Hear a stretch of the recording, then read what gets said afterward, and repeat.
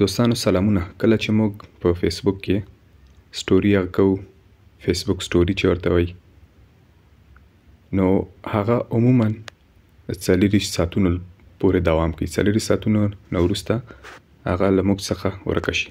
خو که تاسې غواړئ چې دغه سټوریانې څومره چې تاسې فیسبوک ته اپلوډ کړي وي، نو تاسو کولی شئ چې بیرته یې ووینئ.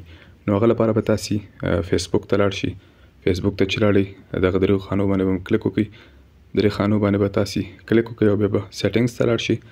سیټینګز ته چې لاړئ، لاندې به راشي دلته او اکټیویټي لاګ په نامه آپشن به پیدا کړي. دې باندې چې موږ کلیک وکړو، هغه نه وروسته دلته آرکایو او یا آرشیف چې ورته وایي، په دغه ځای به کلیک وکړئ. دلته مو چې کلیک وکړو، نو دلته تاسې وینئ چې سټوري آرکایو دغه لومړنی آپشن چې دی، دلته به تاسې خپلې څومره سټوریانې چې تاسې دلته اپلوډ کړي فیسبوک ته، نو دغه ځای کې تاسې ترلاسه کولی شئ یا لیدلی شئ.